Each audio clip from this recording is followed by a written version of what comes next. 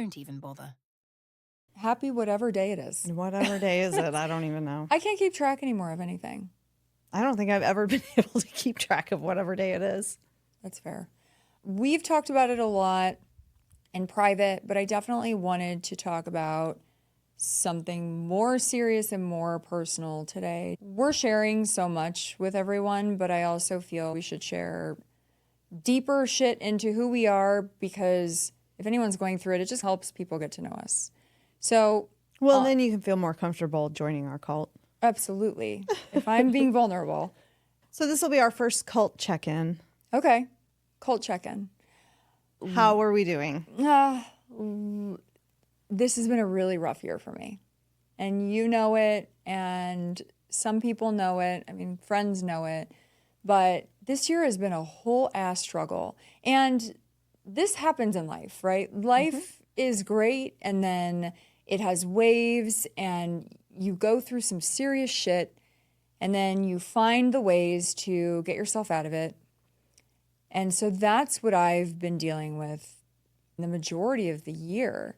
So I'm thankful I have you to talk to about it. I'm super pro therapy, as you know, but there are moments where you just have to get through shit on your own. Absolutely. I'm always transparent and honest with my friends, with people that love me, in just the sense of, hey, I'm going through a really difficult time right now. I understand that there are different people in the world who, some people let you do it. Some people have to fix it because they have to be in control. It's that personality type. But you can't fix stuff. You can't really fix stuff that's going on in another person, me, right? Mm-hmm. So it's hard to figure out, but I'm trying to figure it out without being completely removed from society. But I retreat when I go through struggle. Sure. And some people just don't understand that. Yeah, I think there are people who want somebody to fix it for them. But I think even therapists don't. And I think that's a lot of the misconception about like talk therapy is they're not fixing you. It's not like they can unlatch your brain and reach in there and give it a good shampoo. They're leading you down a path that you know, here's some tools. Have you considered this? They're just basically sharing tools with you or an outside perspective that might help you figure it out on your own. But I'm also a big fan of figuring it out on my own. I love it. I feel like I have to also, because where I love therapy, and when I was in San Diego, I had the same therapist for 16 years. He was an older gentleman from East Coast. He was amazing. He spat it straight, and it was fantastic because it was that blunt, abrasive, harsh honesty that I needed for certain things. But being so many years in therapy, you also learn a lot. Okay, if I've had this happen before, how did I cope and how did I deal with it before? You've learned those tools. So now therapy is different for me. I still love my talk therapy, but I also process. I don't go as often because I'm processing a lot of it on my own. I've talked to you about it, but I haven't delved and divulged everything because that's not who I am. I have to figure it out on my own. I think 28 years of living with an autoimmune illness and having to deal with all the shit that's come from that, you figure out the way to move forward. And that's really only something that you can do. Mm-hmm. And so I just feel we all find these methods of coping. I'm also really big of, I try to be positive in everything, but I'm very much a realist. So you've got the optimist, the pessimist, and the realist. I'm a realist, but I do understand that when I communicate with someone who's maybe more of an optimist, being a realist can sound a little bit like Debbie Downer. Sure. But really, it's reality. It's that dose of reality. So yeah, sometimes it does come across that way. Maybe it's a delivery issue.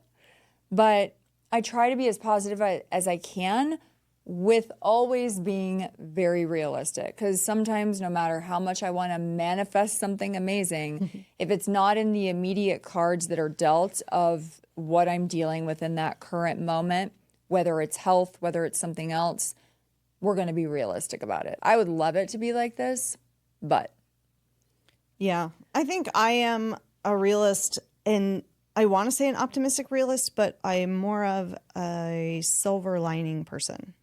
okay.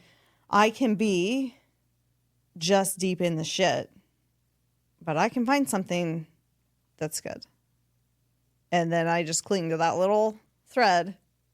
And that's usually how I find my way back. But I can be very realistic about it. That's huge. That's something that I've always said when I am going through those really hard moments. And I mean, this year has been rough for a lot of things.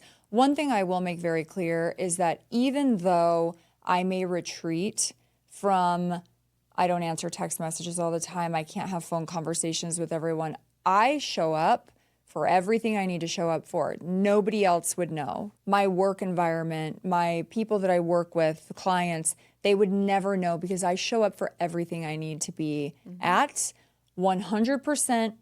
Nobody can tell the difference. I can tell the difference. Yeah. I know that then I'm going to get home and I'm exhausted. I'm already a natural introvert. So being out and putting everything, just laying it all out perfectly. For work, I will always do it. For anything I'm involved in, I will always do it. If a friend needs me, I'm always there. I do not hermit out. I retreat in my own emotions, in my own mind, because I have to find the way to get out of it. And I feel like that's very fair. I feel like people who know me, people who've known me for years understand that's how I operate. I feel that society has kind of taught everyone, if someone's not returning your phone calls, talking to you as much, you must have done something wrong. So naturally, a lot of people just want to make everything about themselves. I don't want you to make anything about me about you, because it's literally me.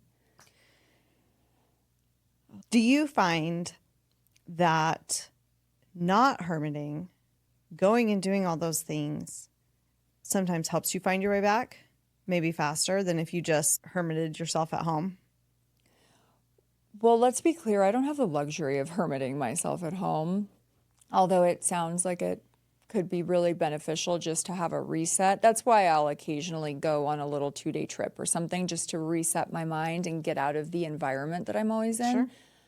I, much like you, in the sense of finding a good thing, whenever I'm in a dark place, I look for the good thing because at least then my day is great. It's a faith thing.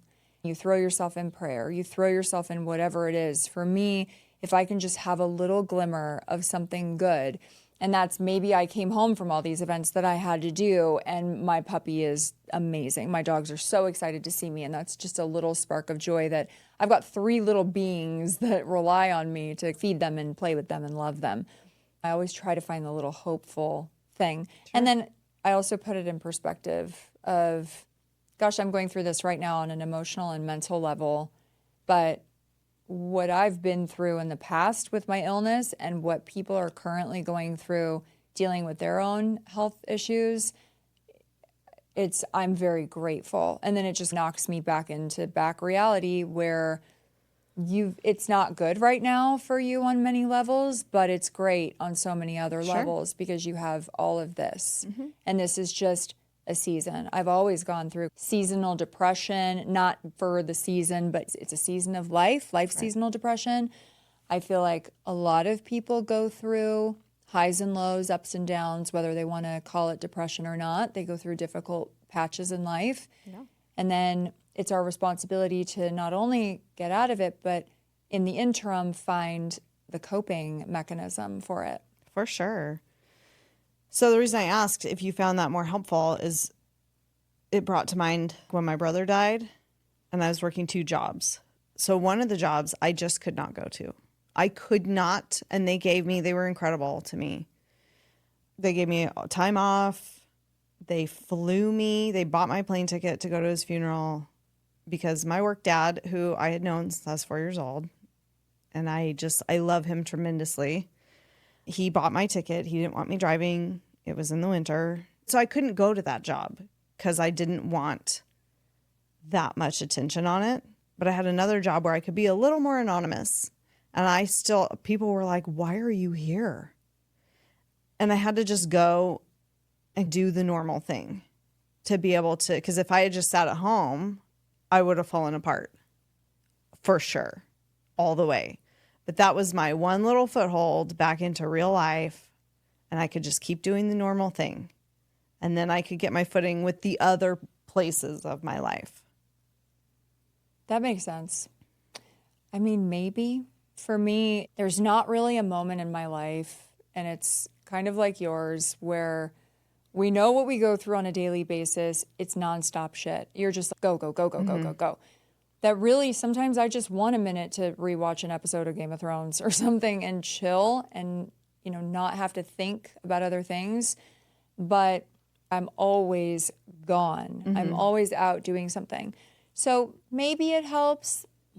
I do find, though, that I'm still on. I'm out, and even though I might be going through this mental turmoil on my own, again, no one's going to tell. I'm always on, but then that almost takes more out of me. Oh, for sure. Because I don't feel, typically on a normal day, if I'm feeling great and I'm not going through this, it's fine. I go out, I do my job. I'm still like, oh, fill my cup, because I am so introverted. But it's easier. It's more difficult when you have to now do the same thing you've always done. And pretend it's no big deal. Pretend that it's just that you have nothing going on. It's really difficult for me to compartmentalize that sometimes in my own mind. But again, to the external affairs and the public, you can't tell. But I just wanted to talk about it because I feel that a lot of people go through this shit. It's also on a larger scale. When I moved here and we talked about how we met and how it was hard for me to find people, and you just want a normal, natural sense of belonging, right? Absolutely. So when I go out to do my job or to do what things I'm involved with, I still belong to a community. So I'm showing up for the community or for clients or whoever needs me. I will always show up. But that's because I've invested my time in trying to belong. So I want to keep participating in it also. There are a lot of extracurricular things, just organizations I'm involved with that have things at night, things on the weekend. I want to be involved, but I do also have to find a limit. I had to go through this last year where I was so spread thin that I needed to rein it in. So I chipped away at some stuff. I eliminated it. And I'm finding going into the next year, I'm going to do the same thing. So I'm really having to pare down everything because I haven't been able to devote time to myself. So when I say watch an episode of Game of Thrones, it's easy. It's very surface. It's something that I could do for myself purely and not have any expectation out of it or whatever. Sure. The other thing I would say that's the biggest thing that I've probably done to try to get myself out of this year is a few months ago, I finally got a Peloton after, no, not months. Oh my gosh, after years of coveting it and wanting it. And I will tell you, I am as obsessed still now as I am day one that it came. I freaking love that thing so much. And it makes me feel, it's helping me feel like me again. So there's rarely a day that I miss. There's so much just exploring on it and fun playlists and cool instructors that I'm very grateful I have that, because it also keeps my mind strong and therefore I can feel strong again in my body and feel like who I've always been. I'm returning to a sense of self that's crucial. So if anything's coming out of the struggle I've had this year, it's that I'm finding my way back to myself after maybe a few years of neglecting that because I was spread so thin with everything else. Sure. I totally get that. To touch on your sense of belonging, having a place where you can just be totally yourself and you don't have to put on that show, and you can just go and sit on my couch and eat some pizza, and I know that you're struggling and you know that I'm struggling, but we don't have to fucking talk about it the whole time. It just is. But I know that you're going to get through it. And I know that you know that I'll help. If there's a way I'll help you, I will help you. And same right back to you. But we don't have to have a pity party but when you have that community that sense of belonging, that's a huge step in your own healing journey. Yeah. I like to walk because I'm such an old lady. I wish that I could go to the gym every day, but the way that I have structured my life and the priorities with being a mom and having a full-time job and all, it's just bonkers. But now I have this puppy, and so we walk, and that helps me a lot. That's a nice time for me to just clear my head, and I will probably be listening to something, a podcast or some music, and half the time I'll get back home and go, well, I don't remember a single thing that I just listened to, so I have to rewind it. But I think movement helps a lot. Being able to just move your body helps Huge. your brain. We were made to move. Humans weren't made to be sedentary. But then in my old lady ways, I taught myself how to crochet last year. And This is such an old lady way, by the way. it's such an old lady thing. I taught myself how to knit 20 years ago. Wow. But knitting puts me to sleep. And so I taught myself how to crochet, and it's a lot more fun for me. And it's the first thing I felt like I was going through my whole life. Like somebody handed me a video game controller, and mine was set on hard, but nobody told me. And everybody else around me was just flying through this game. Like, why do you keep dying? This is so easy. And it was like, this is so fucking hard. And crochet was the first thing I've ever tried that was just easy. Is crocheting the one with the 2 needles? No, that's knitting. That's knitting where This you is have to loop the, okay. It's pretty similar. Or you but, wrap and you loop. I guess I apparently know how to knit as well. Who would have thought? So it's been a way that I get to be creative because I've tried all the creative things. I have a creative drive in me, but I am not great at painting. I can't draw. I can write, but sitting down to write is not always cathartic in that way for me. And I can't, nobody wants to hear me sing like that. That ain't it. So that's my, just really, That's your thing. that's my thing. Your release. Yeah, Your coping strategy. for sure. It's been kind of cool. And I could go into all the ways that a bilateral movement actually helps reset your nervous system, because my nervous system has been on fire for more than 40 years. And so learning how to be calm is really difficult. But I'm determined and I will get there one day. I will be calm. And I will not be in like an absolute cortisol spike. Like you, I want to get through it myself too. Because I definitely have that part of my brain where if I was already planning on doing something and somebody tells me I should do it, I turn into Rage Against the Machine. Like, fuck you, I won't do what you tell me. I'm not doing it. Get bent. So it's better for me if I can just figure it out on my own rather than having somebody tell me, here's what you need to do. Because I'm not doing that. If I had $1 for every book that somebody told me to read, and I was like, yeah, pass. It's off the list now. we could go to a real nice lunch. It was at the top of the list. And now it's off the list completely. It would make my life a lot easier if my brain was not that way, but there are some times where it's beneficial. A lot of people, they say they want to help. I look at it from the nature of a fixer and the nature of the people who are giving the advice, although maybe unsolicited. Oh, right. I have an allergic reaction to unsolicited advice. I think we just made that clear, but continue. Those people, they mean well, right? Sure. But it's the read the room situation. Mm-hmm. You offer and make it known that you're there to help. And if someone needs to talk to you or needs anything from you, you're there, you're open, you want to help in any way they can. But a lot of time people just need space, unless they're the people who need someone else to fix it for them. I'm not. So my biggest worry has been people I meet, if they feel I'm neglecting them. And then I think, wait, stop worrying about other people because you have to get through this on your own. This is just the way I've always survived, right? I've always been a survivor and I get through shit myself, but I can't be answering the same question. And no amount of unsolicited advice or suggestions of maybe something I should do or what I can listen to, nothing's going to help me but me. This is a God helps those who help themselves thing. I have my faith. I throw myself into prayer, but I have to get through it alone. We all have our own coping mechanisms. Absolutely. Who goes to therapy? Well, Who therapy gets could on a be Peloton? anything. That's what, yeah. Yeah. It could be your Peloton. It could be drinking. There's lots of ways that people therapize themselves. Cope. Yeah, How they they cope. cope, and whether it's healthy or not. Because there are some people in therapy and it's actually making it worse in actual talk therapy.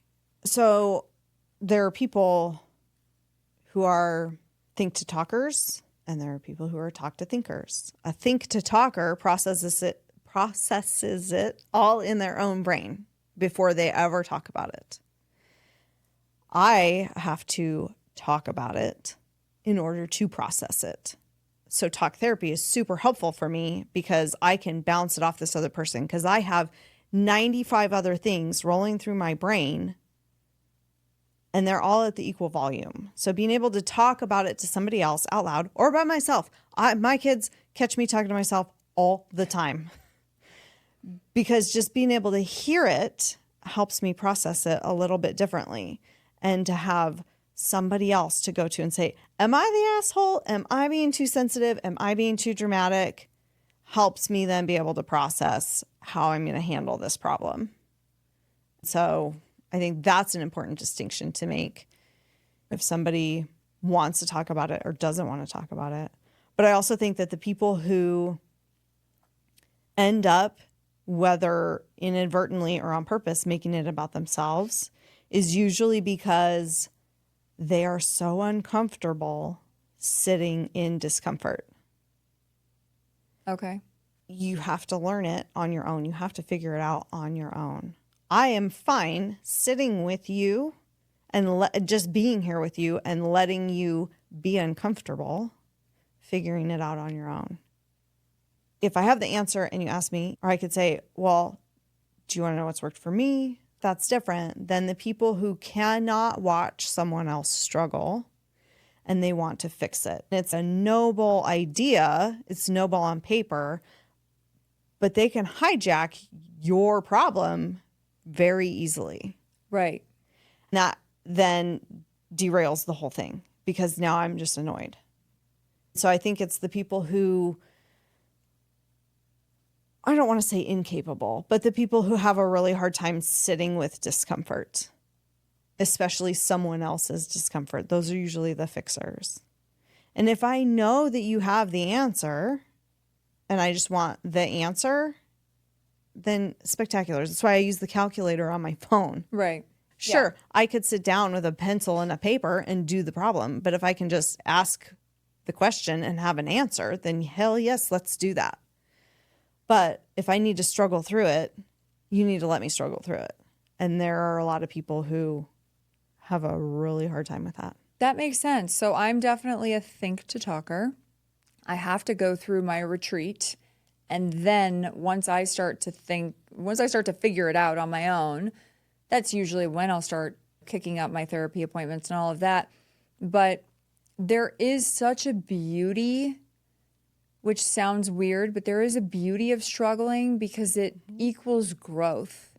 Absolutely. It equals healing on your own. Yep. There's so many things just evolving as a person to be able to come out of something difficult in your life and come on the other side and having learned what you learned, how to get through it. That's huge. So I'm all for the growth. The struggle is what gets me to the growth. You know, in life, some moments are more difficult than others in terms of what I've currently been going through this past year. This has been like nothing I've ever experienced before on a just mental, emotional level. And so it's a lot of figuring things out, trying to make moves and structure things where there's a clearer plan moving forward. Other times, it's maybe not like that, but this is what I've been going through now. So just finding those ways to cope through it. And yes, the Peloton has been hugely beneficial. Because that's a bilateral activity. You're moving your legs left, right. Same like walking. Those things That makes sense. help then. reset your nervous system. I've talked to other good friends of mine in the sense of how we cope, and they are very similar to what I'm saying about the retreat and maybe disappear for a while. I'm so sorry that I disappeared. And I get it. So I guess a general apology to anyone I've disappeared from if you've been offended, but I've really just needed to survive. And this has been how I survive my whole life. No one's done it for me. So I'm just going to keep doing it myself. I have to. Everybody has to. If you've ever watched a kid learn how to walk, you can't do it for them.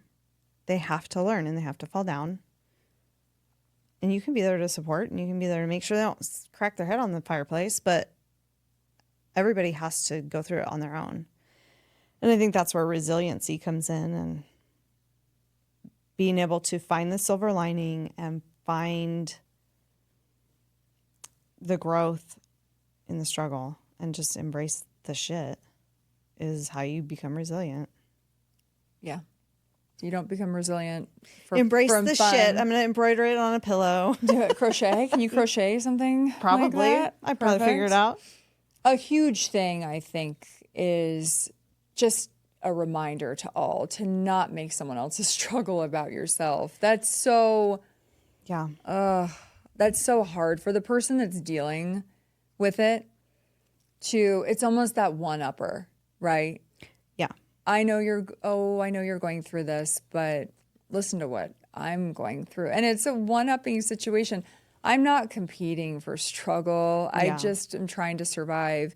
And I know that, again, that comes from a place of trying to maybe be, what's it called when someone is, this is where my ESL is kicking in, where I can't, someone on your level, get on your level. I mean, I think if it's apples to apples, I don't mind. Like when, again, not to beat a dead horse. My dead brother would think that was hilarious. Oh. So when he died, I did have a coworker whose brother had also died. And they didn't die in the same way. And so when she was like, man, I feel you. When my brother died, that doesn't bother me at all. That's a connection. So there's a nuance to it, because if I go to somebody who has never acknowledged being depressed ever in their life, and I'm like, man, I think I'm depressed again, I have no problem admitting that. I have no problem saying that, because I know that I can get out of that. I have come and gone from that island so many times. It's fine. But this is somebody who has never even acknowledged being depressed in their own life, doesn't understand what that means. And they're like, well, probably you should get off social media. Pass. Or, well, you need to exercise more. Like, or when I was feeling sad because, no, thank you. That's not helpful. Right.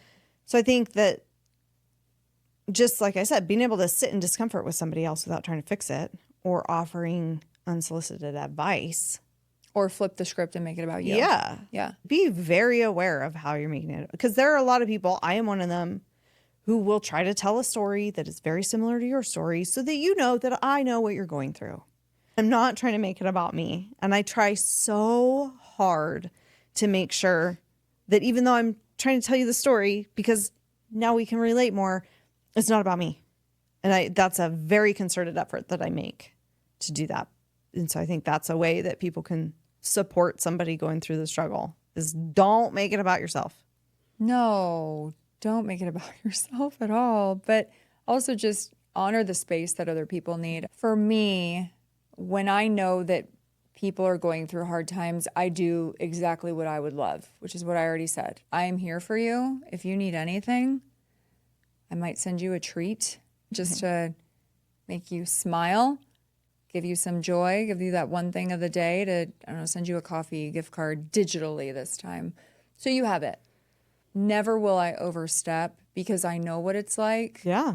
I think the majority of people who are actually working through their shit, I think the majority of us need to process it a little bit on our own. Mm-hmm. Don't want to make a status post on social media. Yeah. We don't want the attention on Oh, ourselves I hate attention. I don't want it. for either pity. We don't want anyone to just feel bad. You don't want any of that.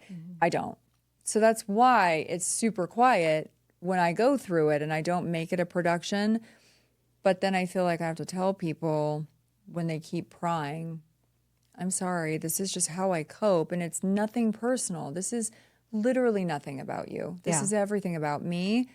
And it's just how we cope. Some people, if they're in a bit of a dark hole, they've got to get their way out of it. They have to find the light and pull their ass out of it. And no one can do it for them. Yeah. But I love that you're going to be sitting outside it waiting for me. You know what I Absolutely. mean? I appreciate that. I love you for that.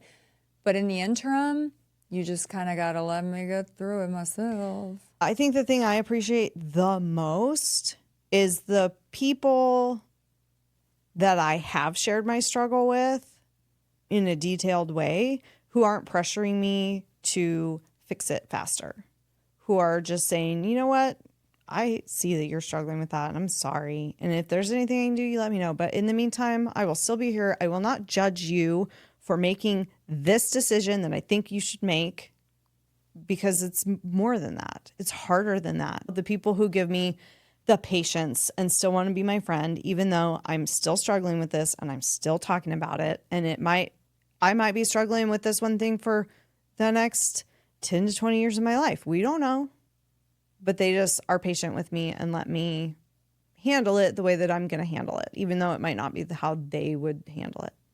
Well, we're all so unique in that we have to get through it the way we do. Yeah. I do love that you and I, for example, can be going through shit and I could be bawling and having a horrible day where everything is just, I don't know, I saw one too many videos of dogs getting put down or something, and now I've completely lost it because I've spiraled out. But then on the flip side, we're also sending each other extremely inappropriate dark humor memes. Or just bonkers things. So yeah. I could be laughing and crying at the same time. Well, and we could be having a text conversation that's very serious and heavy, and then also sending each other just nonsense on Instagram. That's the best. That's the beauty of just having unhinged dark humor where nothing really shocks us anymore, which I'm very grateful for. But going through moments like this, that's probably the glimmer that I get a lot of days too. Oh, when for I sure. finally go at the end of the night and I open my Instagram and I'm just like scrolling past all through all the things that we've sent, that makes me laugh. So it pulls me momentarily out of whatever I'm thinking about because now my mind is just focused on garbage and it's wonderful. Yeah. I love it. It's like when a cat brings you a mouse. It's a little gift on your doorstep. I love that and I'm very grateful for that. Me too. But yeah, I just think find the method that makes you cope. Everybody. Whether Try to do it healthily. totally, you've got the people who throw themselves into yoga and they go on the health food kicks and the juicing and this and that. And then you have the people who don't do it so healthily, which will only cause problems long term even more. But I think the important thing to remember there is if you are in a place, I'm just having a struggle this year. It's nothing crazy. It's nothing insane. It's nothing that I can't get out of. It's just a difficult year, a really, really challenging year on that level, but beautiful on so many other levels. But if you have someone who's going through a rock bottom type time, because I'm not there, it's not there. If you have someone going through a rock bottom type time and they do turn to other things, they're going to have just a little more of a process to get themselves out of it because they are coping. Yeah. You know, that's how Yeah. they're coping with their really bad struggle. And sometimes you can help them and sometimes you can't. Yeah, that's a difficult one. But And it's really hard, I think, for everyone, me included. I talk a big game, but it's hard to not judge other people's struggles or the way that they're dealing with them. do you think that's because you've been working so much on yourself and getting your own shit together Could be. that maybe you see the out or you see the Right. way through and you think, wait, what? Why wouldn't you do it this way? You're not offering the unsolicited advice, which is great of you. But Yeah, I mean, sometimes. I wonder if that I wonder if that's a reason. But I also have a really hard time because I'm pretty open about it. And so there have been people in my life who've come to me and for the first time in their life been in their 30s or something and been, I think I'm depressed. What do I do? I'm like, ugh, figure it out.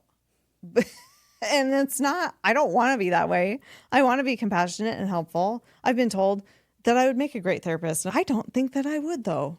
I would on the fact that I can listen and not judge. I can listen and be unflappable, but you got to find the way that works for you. Just because it worked for me doesn't mean it's going to work for you. If you're just now going through this in your 30s or 40s, that's totally different than my dumpster fire of 40 years. I have a hard time when somebody's like, oh, you've been to therapy? What should I do here? No, you go to therapy. That's Eat a really steak hard. with real butter, take a walk, maybe do some arts and crafts, and or go to therapy. Go to therapy. Or just lay on your bedroom floor with some headphones and some music. Whatever the thing is. But yeah, I do have a hard time with that sometimes. Sometimes I'll meet people who have and maybe it's just on paper, maybe it's real, but the way it comes across is not.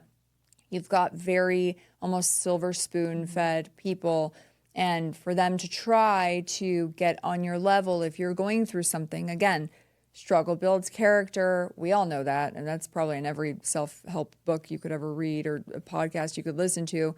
You get through it, you grow, all these things. Is it a FOMO? Do people want, so they'll almost manufacture something in their own life? I don't know if it's to garner sympathy or to get people to maybe just to be the person that has all the, I don't know what it is, but I just don't know why anyone would want shit to be hard in their life. Right. Why do you want that? Nobody does. Yes, we have dark humor that came out of all of the shit that we've been through, but I wouldn't wish struggle on anybody. If you are privileged and blessed enough to have a great life, I love that for you. It's amazing. You're not going to be as funny, but it's fine. Yeah. We love you the way you are. I just don't know why anyone would want adversity. There it is. Yeah, there's something to be said for the people who choose voluntary adversity, the people who love cold plunges and shit. I'm all set. And I think that can help you grow in your mental toughness and things like that. I think there's a healthy way to do that as well. But just manufacturing drama just because you're bored of your life is gross. Let's not. I think something that I do struggle with is comparing people's struggles.